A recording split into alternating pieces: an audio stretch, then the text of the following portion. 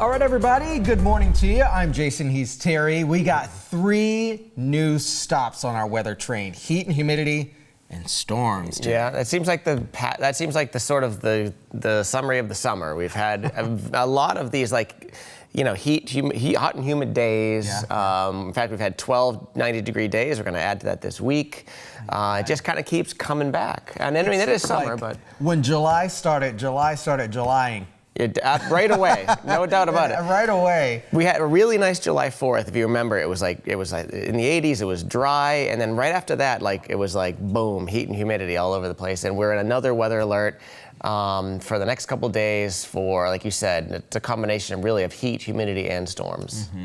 So, I think for the most part, we have started to trend towards this pattern of a race of heat and humidity, and then we get these strong clusters of storms, as you were just saying there. A lot of the thumbprints from the past few weeks or so with these storms have been much of the same. We start out with temperatures climbing into the upper 80s, and then boom, before you know it, we're in the 90s as well. That is the same what we are expecting later on today. We got a new heat advisory that went into effect about 30 minutes ago, and that is set to continue through 8 p.m. tomorrow evening. Yeah, it's pretty much most of the area. You'll see that the south coast of Rhode Island, Massachusetts, Cape and the Islands are excluded because the winds are out of the southwest. So we'll feel a little bit cooler down there. So if you want to escape the heat, get into the 70s and 80s, head to Newport, New Bedford, or the Cape of the Islands, and it will definitely feel a little bit better.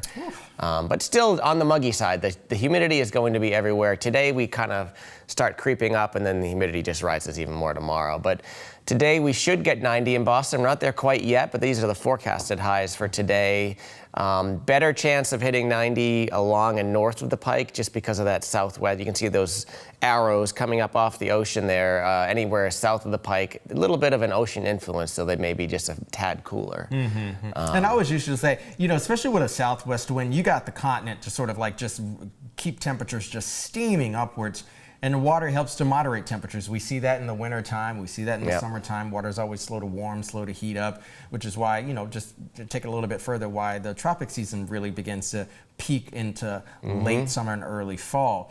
But the forecast highs on Friday will not be something that you want to play around with. Yeah, Friday's really I guess you could call it sort of the dangerously hot day. We've had a few of these. It seems like every time we get the heat, there's one day that's just sort of the nastiest. You know, we had that 102-degree day back a few weeks ago.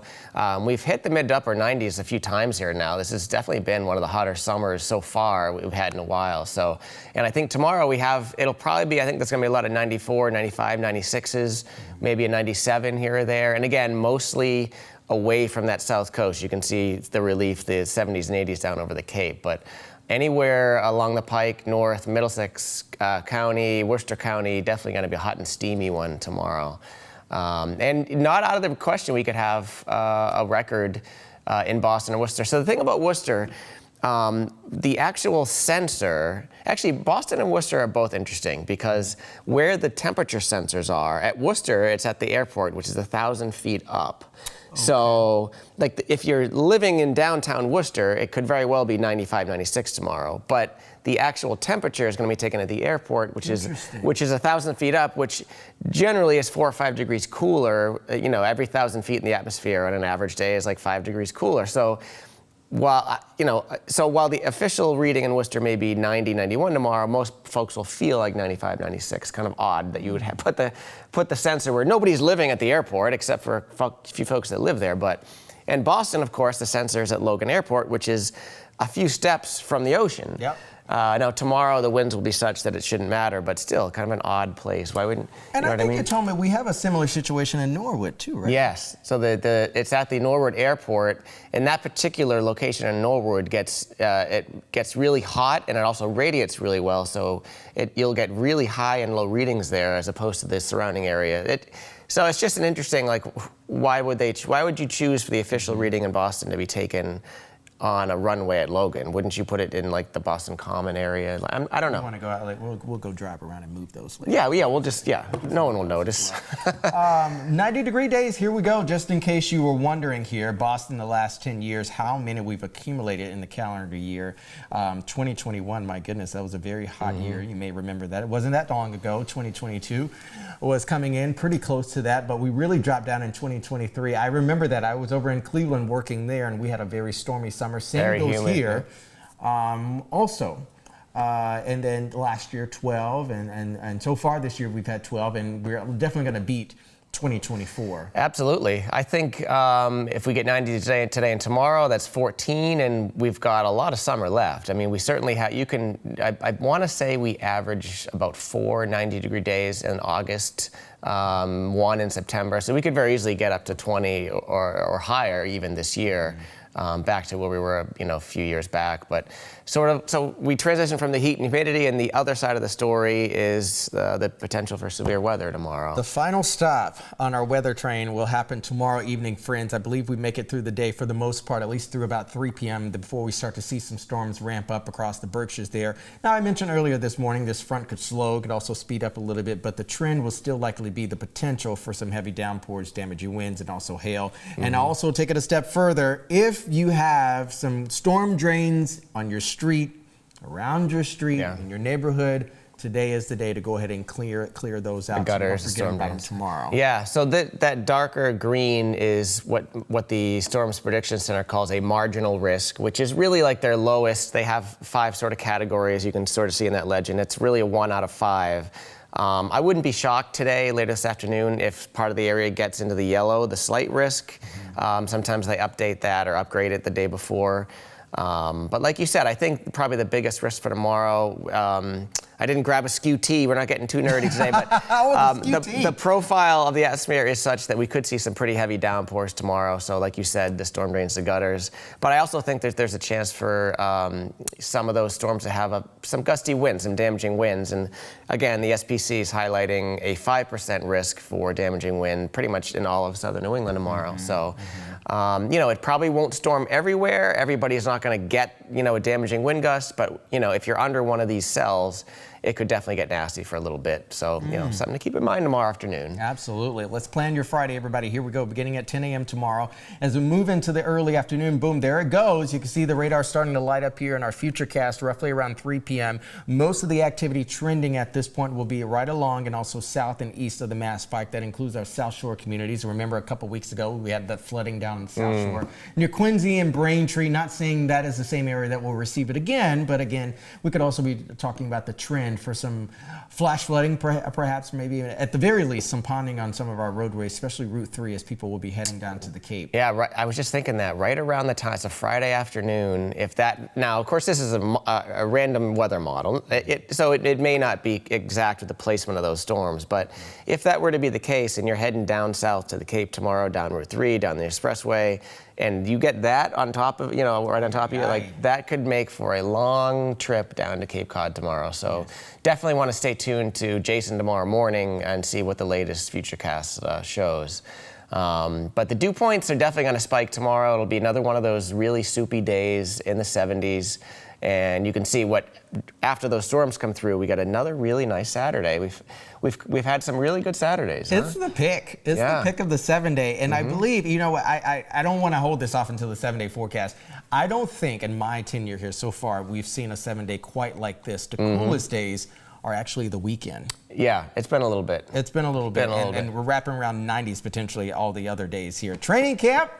Have you been down to Gillette? They kicked off training camp yesterday. Have you ever gone down to Gillette since you've been in town? I have. I've been down for our weather day, but I have not for training camp. Not for training camp. Yeah. However, I did mention yesterday because we had some footage of people running on, people just falling everywhere. I said I want to go down there and do a weather report. I tell you what, it feels like, and I haven't been down this year. I've been down for past years in the glory days when Brady was there. It can be really fun, and I feel like there's a renewed energy this year. Given the new coach and whatnot. So I've heard great things. Now it's going to be pretty darn hot tomorrow morning if you're out there. But Saturday, what a glorious day to go down, kind of check out the scene a little bit, sit on that hill there. There's a big old grass hill you can sit on and watch. So if you have the pick, I would pick Saturday, but Either way, fun time down there at Gillette. And there won't be any storms. The training camp happens in the morning tomorrow, and the storms are later in the day, so no worries there.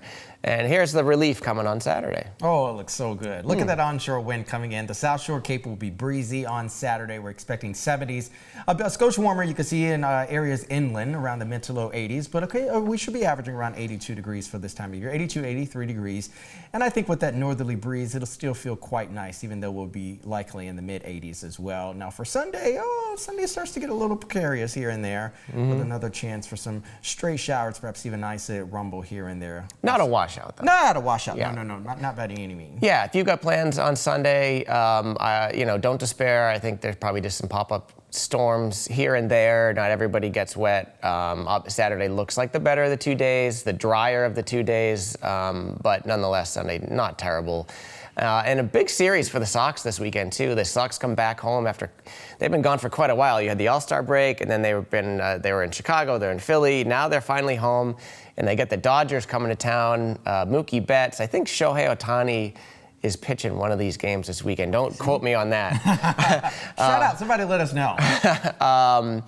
But what a great day on Saturday if you get tickets to that Sox game on Saturday. And again, the same thing on Sunday. It could be a storm, but I don't think we get any rainouts coming. Yeah. Great weekend to be in town. Great weekend to be down in town. Yeah. And I forget, I had some friends come in last week, and I have a friend in this weekend. I said, you guys are here for a great week. It's been glorious all absolutely. week.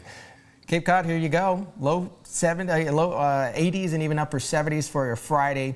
Again, we will be on storm watch for tomorrow evening, depending on that timeline. Of course, we'll have the latest update for tomorrow morning on our morning show, as well as at noon tomorrow.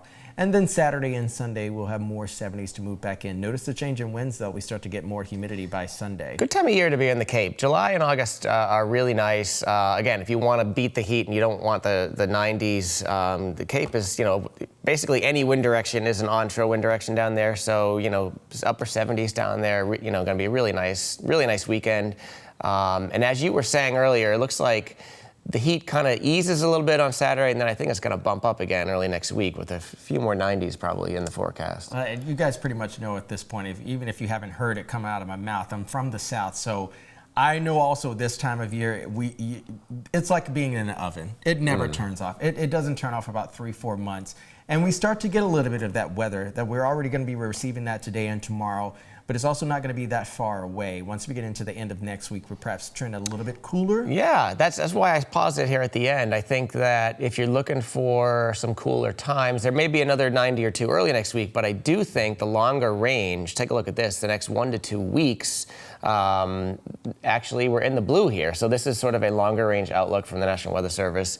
And it's, sort of predicting more troughiness, a little bit more cooler than average conditions in the Northeast. We'll see if this pans out, but it does sort of look like towards the end of July and first part of August, we may take a break from some of these really hot, heat wavy kind of situations. I like this color blue in July and August. In July and August? I don't like it absolutely. in February. Right, this does not scare me at all. In fact, this looks lovely because all that means is instead of, we average in the low 80s, so maybe we have some days that kind of feel fallish. Maybe it's in the 70s. And you know what I also just thought about too, Terry? I know we're going long on our little YouTube stream today. I've also noticed that we have peaked in our average daytime high of 83. Right. Yep. Now today we're at 82, so now beginning to go the other direction. Which, not saying winter is coming sooner rather than later, but we are heading the other way with temperature, with length of day and sunset. Again, we still got a ways to go through August or whatever, but once we start getting towards later in August and September and you get those cooler, crisp days, then you start thinking like, oh boy, here we go. But this is that 7-day you're talking about, a lot of 90s on there. Bookending the 7-day in the 90s. Again, on heat watch today and tomorrow, and also severe thunderstorm watch for tomorrow. We'll be closely monitoring the timeline for you and the potential impacts for your Friday afternoon, especially as you're going to be commuting to and fro. Saturday, at least that's my pick. You'll be in the mid 80s, trending a little bit cooler on Sunday. Still going to be watching for some stray storms on Sunday afternoon. And then we sort of begin to climb again for the final days of July. I cannot believe that, July, when is July 31st? What's today's date? It's a week from today, is that right? Let's see. I think it's the 24th Monday is today. the 28th, I believe. Oh, now you're doing some serious math 4th. Yeah. All right. Well, it's sometime next week. It's coming. It's coming. Don't forget, if you're watching us on YouTube, to like and subscribe. Jason's got about 14 minutes, and he's back on TV and WBZ with, we'll see if we get any updates for the timeline of the severe weather tomorrow. I'll see you at noon, everybody. Have a great Thursday.